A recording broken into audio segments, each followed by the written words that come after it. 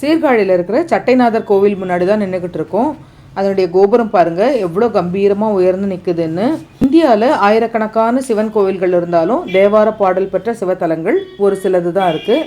அதில் ஒன்று தான் இந்த சீர்காழியில் இருக்கிற சட்டைநாதர் கோவில். அந்த கோவிலுடைய சிறப்புகளோடு அந்த கோவிலை நம்ம சுற்றி பார்க்கலாமா? ஹலோ ஃப்ரெண்ட்ஸ், வெல்கம் டு சித்ராவின் ஊர் சுற்றலாம் வாங்க. இன்றைக்கி நம்ம சீர்காழியில் இருக்கிற சட்டைநாதர் கோவிலுக்கு வந்திருக்கோம். உள்ளே நுழைஞ்ச உடனே அஷ்டபைரவர் சன்னதியோடைய அந்த சிலைகள்லாம் மேலே இருக்குது. ரொம்ப அழகாக இருந்தது. அதை பார்த்துட்டே அப்படியே உள்ளே வந்தோம். இந்த கோவிலில் இருக்கிற பைரவர் காசி வாரணாசியில் உள்ள பைரவர் கோயிலுக்கு நிகரான சக்தி வாய்ந்ததாக கருதப்படுது. இங்கே அஷ்டமி நாளில் சிறப்பான பூஜைகளும் செய்கிறாங்க. கோவில் உள்ளே நுழைஞ்ச பிறகு உள்பக்கம் அந்த கோபுரம் எவ்வளோ அழகாக இருக்குது பாருங்கள். ரொம்ப விஸ்தாரமான ரொம்ப பெரிய கோவில். கோவில் நட திறந்த அந்த ஈவினிங் 4 மணிக்கே நாங்கள் உள்ளே வந்துட்டோம். அதனால் சுத்தமாக கூட்டமே இல்லை. உள்ளே முதல்ல விநாயகரை தரிசனம் பண்ணோம். ருணதீர்த்த விநாயகர் அப்படின்னு எழுதியிருந்தது. அவரை பார்த்து வணங்கணும்.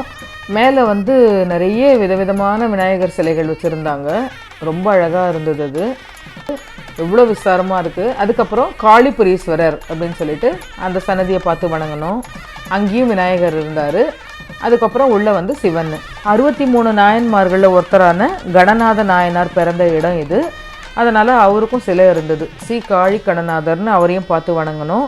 அதுக்கப்புறம் திருஞான சம்பந்தருடைய சன்னதி இருந்தது. திருஞான சம்பந்தருக்கு நேரில் காட்சி அளித்ததுனால இந்த கோவில் குருமூர்த்தம் அப்படின்னும் போற்றப்படுது.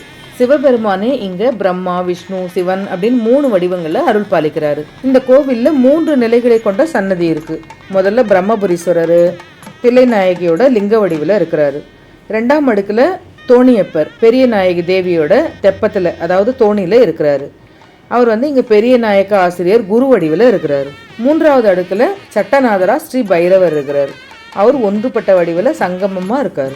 இந்த குளக்கரையில் தான் திருஞான சம்பந்தருடைய அப்பா கரையில் நிற்க வச்சுட்டு உள்ளே போய் மூழ்கி நீராடிட்டு வர்றதுக்காக போனதாகவும், அப்போ குழந்தை பசியில் அழுவும்போது பார்வதி தேவியே திருஞான சம்பந்தருக்கு பால் புகட்டினதாகவும் சொல்கிறாங்க.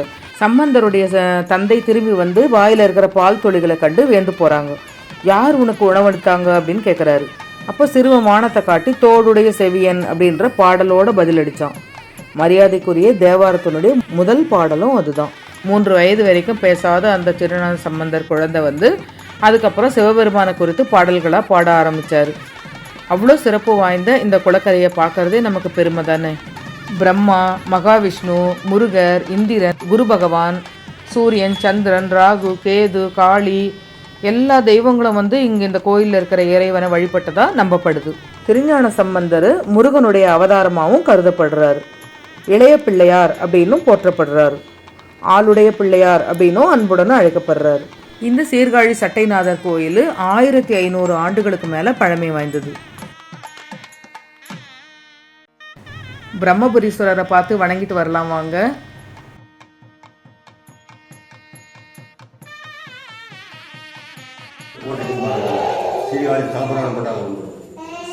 சிவன் பிரம்மபுரீஸ்வரர் இதுக்கு மேலே சிவன் பார்வதி முழு சும சுவாமி கைலாச காட்சி, அதுக்கு 12 படி சுவாமி சட்டநாதராக ஆகாச பைரவர், நாடுதன் குருவராக ஞானசம்பந்தர் இந்த ஊரில் பிறந்து ஞானம் பேசி இருக்கின்ற இடத்துல ஞானம் கிடைத்தது. இடத்துல எல்லாருக்கும் ஞானங்கள் கிடைக்கும், நிம்மதி உண்டு, தீர்க்கமான உயிர் பிச்சையும் மாங்கல்ய பிச்சையும் உண்டு என்பது ஐதீகங்கள். சுவாமிகிட்ட பிரார்த்தனை. இந்த சட்டைநாதர் கோயிலுக்கு பல்வேறு சிறப்பு பெயர்கள் இருக்குது. பிரம்மபுரம், வேணுபுரம், புகலி, தோணிபுரம், சீர்காழி, கொச்சைவாயம், கழுமலம் அப்படின்னு 12 வரலாற்று பெயர்கள் இருக்குது. காளி தேவி இங்குள்ள இறைவனை வழிபட்டதுனால சீர்காழி என்ற பேர் உருவாச்சின்னு சொல்கிறாங்க. 63 நாயன்மார்கள் சிலைகள் இருந்தது. அவங்களெல்லாம் பார்த்து வணங்கணும்.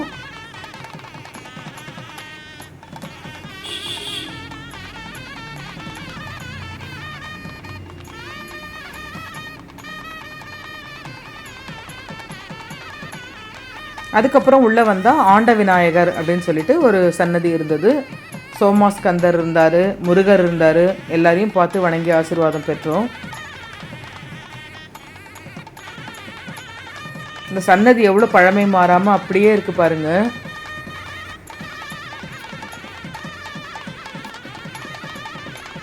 இதை பார்த்துட்டு அதுக்கப்புறம் நம்ம மேலே சட்டைநாதரை பார்க்குறதுக்காக போனோம். 2ஆவது அடுக்கில் தோணியப்பரை பார்த்துட்டு அதுக்கப்புறம் தான் சட்டைநாதரை பார்க்கணும். அதுக்கு வந்து 10 ரூபாய் டிக்கெட்டு வாங்கணும்.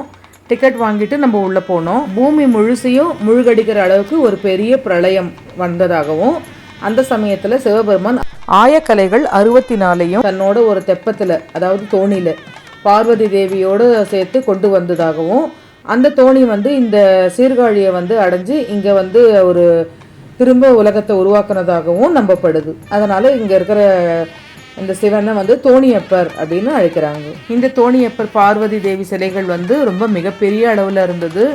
ரொம்ப அழகாக, ரொம்ப தெய்வீகமாக இருந்தது.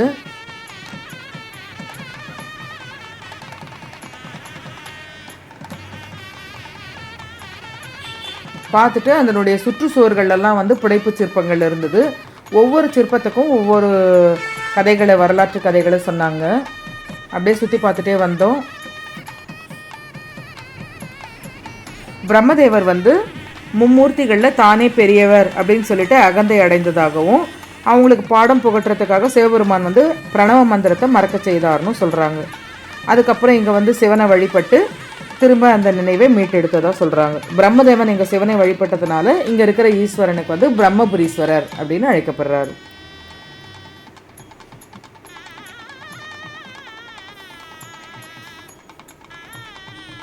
இந்த சிற்பங்கள்லாம் ரொம்ப அழகாக நேர்த்தியாக இருந்தது. நம்ம அதெல்லாம் பார்த்துட்டு அதுக்கப்புறம் அதுக்கும் மேல் அடுக்கில் இருக்கிற சட்டைநாதரை பார்க்கறதுக்காக போனோம். 3 உலகங்களிலும் ஆதிக்கம் செலுத்திய திருவிக்கிரமனுடைய ஆணவத்தை அடக்கிறதா நம்பப்படுற பைரவர், அதாவது சட்டைநாதர் இங்கே சன்னதி கொண்டுள்ளார். அங்கே மேலேருந்து பார்க்கும்போது எல்லா கோபுரங்களும் ரொம்ப அழகாக தெரிஞ்சுது. அது ஒரு வித்தியாசமான அனுபவமாக இருந்தது. இங்கே இருக்கிற சட்டைநாதருக்கு ஒவ்வொரு வெள்ளிக்கிழமை ராத்திரி 12 மணிக்கு வந்து புனுக அபிஷேகம் பண்ணுறாங்களாம். அந்த அபிஷேகத்தை பார்க்கறதுக்கு அவ்வளோ கூட்டம் இருக்குமா. இந்த நேரத்தில் இறைவனை வழிபடுறது ரொம்ப புண்ணியமாகவும் கருதப்படுது. இவர் தான் சட்டைநாதர். சட்டைநாதர்கிட்ட ஆசீர்வாதம் வாங்கிட்டு நம்ம கீழே இறங்க ஆரம்பிச்சிட்டோம். அங்கே இருக்கிற எல்லா கோபுரங்களும் அழகாக பெயிண்ட் பண்ணி ரொம்ப அழகாக பராமரிச்சுட்டு வராங்க. இந்த கோவிலுக்கு வந்து வழிபட்டால் தற்பெருமை, ஆணவம் எல்லாம் அழிஞ்சு தங்களுடைய அறியாமையை போக்கிக்க உதவும் அப்படின்னு பக்தர்கள் முழுமையாக நம்புகிறாங்க. மேலும் ஏதாவது வழக்கு அந்த மாதிரி இருந்தாலும் அதில் இங்கே வந்து வழிபாடு பண்ணால் வந்து வெற்றி அடையலாம் வழக்குகளில் அப்படின்னும் நம்பப்படுது. இவர் வந்து மூங்கில் நாதர் அப்படின்னு போட்டிருந்தது. நிறைய மூங்கில் மரம் பின்னாடி வளர்த்துருந்தாங்க. சிவன் ரொம்ப நேர்த்தியாக அழகாக காட்சி அளித்தார்.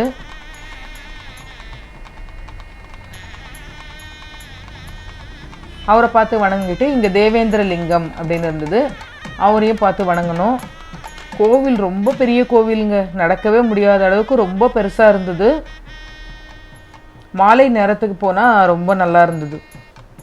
வெயில் நேரத்தில் போனால் எப்படி இருக்கும்னு தெரியல. நாங்கள் மாலை நேரம் போனதுனால ரொம்ப அருமையாக ரம்மியமாக நல்லா இருந்தது. சீர்காழி மகான் திருஞான சம்பந்தர் பிறந்த ஊர் அப்படின்றதுனால ரொம்ப சிறப்பாக இவங்க இந்த ஊர் மக்கள் கொண்டாடுறாங்க. அவர் வந்து அப்பர் அப்படின்னும் அழைக்கிறாங்க. அருணகிரிநாதரும் இந்த கோவிலில் இருக்கிற முருகனை பற்றி பாடல்கள்லாம் போற்றி பாடியிருக்காரு. திருஞான சம்பந்தர், திருநாவுக்கரசர், சுந்தரமூர்த்தி நாயனார், மாணிக்க வாசகர், கணநாதர், அருணகிரிநாதர், பட்டினத்தார், சேக்கிழார் எல்லாரும் இந்த கோயிலில் இருக்கிற சிவபெருமானை போற்றி பாடல்கள் எழுதியிருக்காங்க. தருமபுரி ஆதீனத்தோட நிர்வாகத்தில் இருக்கிற 27 கோவில்களில் இந்த கோவிலும் ஒன்று. தில்லை நாயகி அம்மன் சன்னதி பாருங்க.